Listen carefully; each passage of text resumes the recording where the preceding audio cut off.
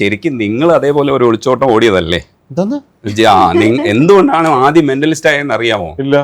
15-ാം വയസ്സിലൊരു breakup കിട്ടി. 15 15 10ാം ക്ലാസ്സിൽ പഠിക്കുമ്പോ 2007 അല്ലല്ല 2007 ബ്രേക്കപ്പ് അല്ല ഞാൻ ഉദ്ദേശിച്ചത്. അത് ബ്രേക്കപ്പ് ഒന്നുമല്ല, അത് ചെറുത് മറ്റേ മാനസിക വിഷമം. അതുണ്ടായിരുന്നു. ചെറിയ വിഷമല്ല, വിഷമൊക്കെ ഉണ്ടായിരുന്നു. അപ്പൊ 2 ബ്രേക്കപ്പ് അല്ലേ? അപ്പൊ എണ്ണം പോയി. ബ്രേക്കപ്പ് അല്ല അണ്ണാ, അത് ഒരു ഫ്രണ്ടാണ്. എനിക്ക് മെന്റലിസം അറിയാം. എനിക്ക് ആദ്യം ഇങ്ങോട്ട് നോക്കി ഫ്രണ്ടിലേക്ക് നോക്കി. ഷെറിന് മുമ്പ് എനിക്ക് ഒരു പ്രണയം ഉണ്ടായിട്ടു, ഒറ്റൊന്നേ ഉണ്ടായിട്ടു. ഓക്കെ, അത് ഞാൻ ജെ ബി ജംഗ്ഷനിലെല്ലാം പറഞ്ഞേ. അത് 2007 ഷെറിൻ പറ്റിക്കാൻ വേണ്ടിയിട്ടാണ്. ഷെറിനെ ഞാൻ ഒന്ന് പറഞ്ഞുതരാം. അത് എന്നെ അറിയുന്ന എല്ലാവർക്കും അറിയാം. അത് അങ്ങനെയൊന്നും അല്ല. അതല്ല ചുമ്മാ പറഞ്ഞു. പിന്നെന്തുവാ? അതല്ല, ആദ്യത്തെ ഞാൻ വെറുതെ ആവശ്യമില്ലാതെ പറഞ്ഞു. ആദ്യത്തെ 15 വയസ്സിലല്ലേ? അത് 10ാം ക്ലാസ് ബ്രേക്കപ്പ് അല്ല, അത് പ്രേതത്തിൽ പറഞ്ഞതല്ലേ. അത് ഒരു കൂട്ടുകാരിയാന്ന്. കൂട്ടുകാരിയാന്ന്. പക്ഷെ നമുക്ക് അവര് ഇല്ലാന്നറിയുന്ന ഒരു മൊമെന്റിൽ നമുക്ക് തോന്നൂല്ലേ, നമ്മുടെ അടുത്ത് ആദ്യമായിട്ടൊരു ഒരു സോഫ്റ്റ് ആയിട്ട് സംസാരിച്ചതും അല്ലെങ്കിൽ ഒരു കൈൻഡായിട്ട് അങ്ങനെ നമ്മൾ ഇടപെട്ടു, നമ്മളെ പരിഗണിച്ചതും, അങ്ങനെ ഒരു സൗഹൃദ സദസ് ഉണ്ടായിരുന്നു. പക്ഷെ അവിടെ ഒരു ഇഷ്ടം ഒന്നും ഷെയർ ചെയ്തിട്ടോ അങ്ങനത്തെ ഒന്നും ഉണ്ടായിട്ടില്ല. പക്ഷെ അത് ഇല്ലാത്തൊരു സ്പേസിൽ നമുക്കതൊരു അങ്ങനെ ആയിരുന്നോ അല്ലെങ്കിൽ ഒരു അതൊരു പെയിൻഫുൾ ആയിട്ടുള്ള കാര്യമാണ്. പ്രേതത്തിൽ അറിയാത്തൊന്നുമില്ല കേട്ടോ. സെക്കൻഡ് ആണ് ആക്ച്വൽ ബ്രേക്കപ്പ്. അതെ, അതാണ് ബ്രേക്കപ്പ്. ആദ്യത്തെ പ്രണയം അതാണ് ബ്രേക്കപ്പ്, അങ്ങനെയല്ലേ? അതെ, അതിലാണ് ശരിക്കും ഈ പറയുന്നൊരു ഇവിടുന്ന് മാറി നിൽക്കാവുന്ന ഒക്കെ തീരുമാനങ്ങളൊക്കെ വരുന്നതിലേക്ക് ആദ്യം എത്തുന്നത്. ഒരു പക്ഷെ അതും കൂടെ ആയിരിക്കാം. അതില് നാടിനോടൊരു ഡിറ്റാച്ച്മെന്റ് വന്നിട്ടുണ്ടായിരുന്നു ആ കാരണം കൊണ്ട്. നാട് എന്ന് പറയുമ്പോൾ അല്ലേ, ഇത് എവിടെയെങ്കിലും ഒരു പ്രാവശ്യം കൂടെ സംസാരിക്കേണ്ടി വരുന്ന വിചാരിച്ചിട്ട്. അത് എന്തെന്നറിയോ, maybe, I am not sure, maybe ഞാൻ ആർട്ടിസ്റ്റ് ആവാൻ തീരുമാനിച്ചത് കൊണ്ട് എനിക്ക് സാക്രിഫൈസ് ചെയ്യേണ്ടി വന്ന ഒരു കഥയായിരിക്കും അത്. നമ്മുടെ നാട്ടിലെല്ലാം ഈ ഒരു സർക്കാർ ജോലി അല്ലെങ്കിൽ അങ്ങനെ അതൊക്കെയാണ് ജോലി, അങ്ങനെ കൺസിഡർ ചെയ്ത്. അപ്പം എൻ്റെ ഈ പോക്ക് കണ്ടിട്ട് അവരൊന്നും കുറ്റം പറയാൻ പറ്റില്ല. അവരൊരു ആർട്ടിസ്റ്റ് അതല്ലല്ലോ അല്ലേ, അങ്ങനെ എന്തോ ഒരു ഇൻസെക്യൂരിറ്റി അവർക്ക് ഉണ്ടായിട്ടുണ്ടാണോ. കാരണം ബേസിക്കലി എൻ്റെ വീട്ടുകാരും ഫാമിലി എല്ലാവർക്കും എന്നാ നല്ല കാര്യമെന്ന് ഞാൻ മനസ്സിലാക്കിയത്. ഞാൻ അവരുടെ കുട്ടിയാണ്. പഠിക്കുന്ന ആളായിരുന്നു, നന്നായിട്ട് പഠിക്കുമായിരുന്നു. പിന്നെ വായനയൊക്കെ ഒരു സമയത്ത് പിന്നെ എന്ത് പഠിക്കുന്നതാണ്, ആക്കഡമിക് സബ്ജക്റ്റുകൾ പിന്നെ വിടാൻ തുടങ്ങി. അത് ഒരു സമയം തൊട്ട് അതുവരെ നന്നായിട്ട് പഠിക്കുമായിരുന്നു. അല്ല, ഞാൻ മനസ്സിലാക്കി, ഞാൻ തറവാട്ടിലൊക്കെ അങ്ങനെ വളർന്നതുകൊണ്ട് എന്നെ അവർക്കെല്ലാം അവരുടെ കുട്ടിയായിട്ട് തന്നെയാണ്. അപ്പോൾ അങ്ങനെ ഒരു റിജക്ഷൻ എനിക്കത് തരേണ്ട കാര്യം ഉണ്ടായിരുന്നു എന്നറിയില്ല. ചിലപ്പോൾ എൻ്റെ ഈ രീതികൾ, എൻ്റെ ഈ പോക്കൊക്കെ ഉണ്ട്. കാരണം ദേ ഗോട്ട് ഇറ്റ്. ഞാൻ ഇനിയിപ്പോൾ പഠിച്ചിട്ടൊരു കളക്ടർ അല്ലെങ്കിൽ അങ്ങനെ ഒരു സമയത്ത് ഞാൻ മലയാള ഭാഷ ഒന്നാണല്ലേ അതിന് മുമ്പേ ഒരു പോലീസ് ഓഫ്. അപ്പോൾ അതൊന്നുമല്ല, ഇവൻ ഇങ്ങനെ മനസ്സിലാക്കിയതോ. എഗെയിൻ ഇനിയിപ്പോൾ അവർക്കൊക്കെ വിഷമമാവെന്നറിയില്ല. ഐ ബിലീവ് ആർട്ടിസ്റ്റ് ആവാൻ ഇതിപ്പോൾ സങ്കടം ഉണ്ടോ അല്ല ഇപ്പോഴത്തെ അതൊന്നും അല്ല കേട്ടോ പറയുന്നത്. അതൊന്നും അല്ല, നമ്മൾ പണ്ടേ അല്ലേ, കുറേ വർഷം മുമ്പത്തെ കാര്യമാണ്. That add somehow value to വേറെ ഐ ആം നോ. വേറെ എന്ന് പറഞ്ഞാൽ ഈ പ്രൊഫഷൻ തന്നെ ഞാനിപ്പോൾ പിടിച്ചു നിൽക്കുന്നതിന് അങ്ങനെ ഒരു കഥ ഉണ്ട്. It's not an easy thing. അതിലേക്ക് എത്താനും അത് കൊണ്ട് നടക്കാൻ ഞാൻ തീരുമാനിച്ചതും ഇപ്പോഴും അതിൽ തുടരുന്നതും. ഇതല്ലാതെയും പൈസ ഉണ്ടാക്കുന്നതൊക്കെയാണ് എയിമെങ്കിൽ ഇതല്ലാതെ സക്സീഡ് ചെയ്യാൻ പറ്റുന്ന ഒരുപാട് കാര്യങ്ങൾ ഞാൻ പഠിച്ചിട്ടുണ്ട്. പ്രൊഫഷണലി പഠിച്ചിട്ടുണ്ട്, അക്കാഡമിക്കലി പഠിച്ചിട്ടുണ്ട്. സ്റ്റിൽ ഞാൻ ഇതിൽ അപ്പോൾ അങ്ങനെ നോക്കുമ്പോൾ ഞാൻ ഇങ്ങനെ ആവാൻ കാരണവും ആ റിലേഷനാണ്. ഷെറിൻ ഈസ് ദ ഒരു കാരണം ഞാൻ ഇത് കണ്ടിന്യൂ ചെയ്യാൻ. ദർ വർ മൊമെന്റ്സ് ഞാൻ വിചാരിച്ചിരുന്നു ഇത് ഞാൻ നിർത്തട്ടെ, ഞാൻ വേറെ കാര്യങ്ങൾ പഠിച്ചിട്ടുണ്ട്, ഞാനിലേക്ക് പോട്ടെ എന്നൊക്കെ പറഞ്ഞപ്പോൾ അവര് പറഞ്ഞു, ഇല്ല കുട്ടൻ, നിങ്ങൾ ഇതിനു വേണ്ടി നിൽക്കേണ്ടതാണ്. അങ്ങനെ ആര് പറയും? അങ്ങനെ ഒരു കല്യാണം കഴിഞ്ഞ അങ്ങനെ പറയില്ല അവർക്ക്. അപ്പോൾ അത് അവര് പറഞ്ഞു. സോ 2 കഥക്കും അതിന്റെ മൂല്യമുണ്ട്. എനിക്ക് ഭയങ്കര രസമായിട്ട് തോന്നി ഈ ആദ്യം പറഞ്ഞപ്പോഴേ ബ്രേക്കപ്പിനെ കുറിച്ച് സംസാരിച്ചപ്പോൾ ഞാൻ ആദ്യമായിട്ടാണ്, ഓഫ് കോഴ്സ് പലരും ബ്രേക്കപ്പിന്റെ പല കഥകൾ പറയുമ്പോൾ കൂട്ടത്തിൽ നമ്മുടെ മാനസിക വിഷമം, വീട്ടുകാർക്കുണ്ടായ മാനസിക വിഷമം, കൂട്ടുകാർക്കുണ്ടായത്, കൂടെ നിന്നവർ, താങ്ങിയവർ, പറ്റിച്ചവർ, ഇതൊക്കെ പറയും. പക്ഷെ നാടിനോട് അക്കാരണം കൊണ്ടൊരു നാടിനോട് ഡിറ്റാച്ച്മെന്റ് ഉണ്ടാവുന്ന പറഞ്ഞപ്പോൾ ഞാൻ പെട്ടെന്ന് ഓർത്തുപോയത് ഈ സൺഡേ ഹോളിഡേയിൽ എനിക്ക് തോന്നുന്നു കുറെ ബ്രേക്കപ്പ് സോങ് എഴുതാനുള്ള ഭാഗ്യം.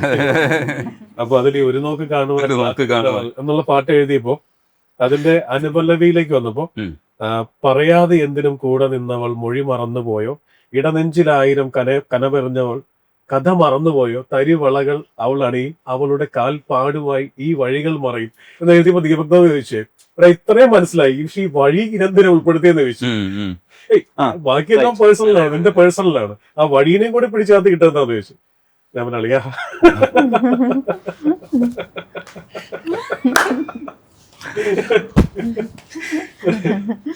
Thank you for reminding all of that. അത് ഇപ്പം 25 രാജ്യം കഴിഞ്ഞിട്ടുണ്ടാവില്ലേ ഷോ ചെയ്തിട്ടുണ്ട്?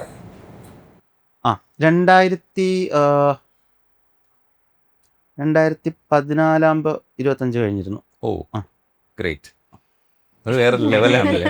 അല്ല എന്നിട്ട് എന്താ അളിയൻ നീ 42 വരെ എന്തോ എണ്ണിയിരുന്നു, പിന്നെ എനിക്കറിയില്ല. ഓ 42 എണ്ണിട്ടുണ്ട്. പൊളി. ഈ അമേരിക്കയിൽ നിന്ന് അളിയൻ ഇങ്ങോട്ട് വരാൻ പോയതല്ല, ഷോ ചെയ്തതാ പറയുന്നു. ആ ഷോയുടെ മനസ്സിലായി, എനിക്ക് മനസ്സിലായി, അതുകൊണ്ട് ഷോയാണ് ഞാൻ ചോദിച്ചത്. അത്രയും ആൾക്കാർ നമ്മുടെ ഷോ കണ്ടിട്ടുണ്ടെന്നുള്ളതാണ്. രാജ്യത്ത് പോകാൻ കുറെ എളുപ്പമായത് തുടക്കം സ്റ്റേറ്റ്സിൽ പോയിട്ട് തുടങ്ങിയത് ഷിപ്പിലുണ്ടായിരുന്നു. അപ്പോൾ അത് ഒരുപാട് വലിയ ഓപ്പർച്യൂണിറ്റി ആയിരുന്നു. ഷിപ്പില് ആ കപ്പിത്താനായിട്ട് 4.5 വർഷം എന്തോ ഉണ്ടായിരുന്നു. കപ്പിത്താൻ ആ കപ്പിത്താൻ എന്ന് പറഞ്ഞത് കേട്ടില്ല, മുദ്ര ശ്രദ്ധിക്കും. നിങ്ങൾ പറഞ്ഞാൽ വിശ്വസിക്കുകയും ചെയ്യും. അതെ, ഞാൻ ആദ്യം പെർഫോം ചെയ്യായിരുന്നു കേട്ടോ, ഞാൻ പെർഫോം ചെയ്തു. എന്നിട്ടല്ലേ പിന്നെ അപ്പൊ കുറെ സ്ഥലത്ത് അത് സ്റ്റാഫായിട്ടല്ലേ, അത് കോൺട്രാക്ട് ആയിരുന്നു. കോൺട്രാക്ട് മുതലാളിയായിരുന്നു, കപ്പൽ മുതലാളി. അതെ, ക്യാപ്റ്റന് തൊട്ട് താഴെ അഡ്വൈസ് ഒക്കെ ചെയ്യും. ചുമ്മാ ഈ മനുഷ്യൻ നന്നായിട്ട് പാടും കേട്ടോ. അപ്പോ ഇടയ്ക്ക് അതെങ്ങനെ നിങ്ങൾക്കറിയാം? അതൊക്കെ അറിയാം. കണ്ടറിഞ്ഞൂടെ? ഉണ്ണിയെ കണ്ടാൽ അറിയില്ലേ പാടും. യൂട്യൂബിലെ വീഡിയോ ഉണ്ടാവും. അങ്ങനെ യൂട്യൂബിൽ എന്റെ പാട്ടൊന്നുമില്ല. അല്ല, മധുര മനോഹരമായി പറഞ്ഞാണ്, എന്തായാലും അറിഞ്ഞു. യൂട്യൂബിൽ കണ്ടതാണ്, പാട്. പാട്ട് കഴിഞ്ഞിട്ട് ബാക്കി ഇപ്പൊ പാടണം. ഇപ്പൊ പാടും. ഏതൊന്നുമില്ലല്ലോ. ഏയ് അങ്ങനെയൊന്നും. ഗഗപമ സമയമാം യമുനയോ പിറകിലേ കൊഴുകിയോ മധുരമണിനാദം മാടി വിളിക്കുന്നു. ഓർമ്മകൾ ഓർമ്മകൾ ഓടക്കുഴലൂതേ, ഓർമ്മകൾ ഓർമ്മകൾ ഓടക്കുഴലൂതേ.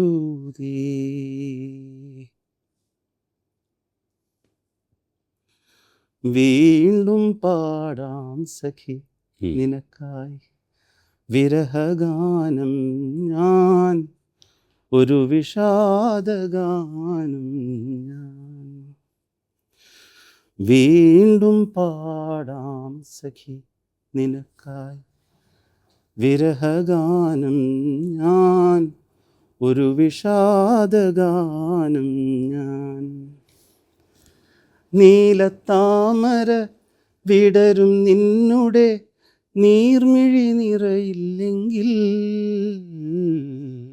നീർമിഴി നിറയില്ലെങ്കിൽ വീണ്ടും പാടാം സഖി നിനക്കായി വിരഹഗാനം ഞാൻ, ഒരു വിഷാദഗാനം ഞാൻ. ഓടക്കുഴലൂതേ. അടിപൊളി, രണ്ടുപേരെ രാഗമായിട്ടുണ്ടാണ്. സൂപ്പർ. നിങ്ങള് പിന്നെ എന്നാന്ന് വിരഹം പിന്നെ അതെ, അതെ, പറഞ്ഞിട്ട് അത് അതിലേക്ക് പോയി. കണക്ട് ചെയ്ത്, അല്ലെങ്കിൽ അത് പറയില്ല. പക്ഷെ 18 പേര് ഉണ്ടായിരുന്നു അതിനകത്ത്. വിരഹത്തിൽ പോയപ്പോഴും ആലോചിച്ചു, വിരഹം ആലോചിച്ചുകൊണ്ടിരിക്കുകയായിരുന്നു. പഴയ ആൾക്കാരെയൊക്കെ ആലോചിച്ചായിരുന്നു.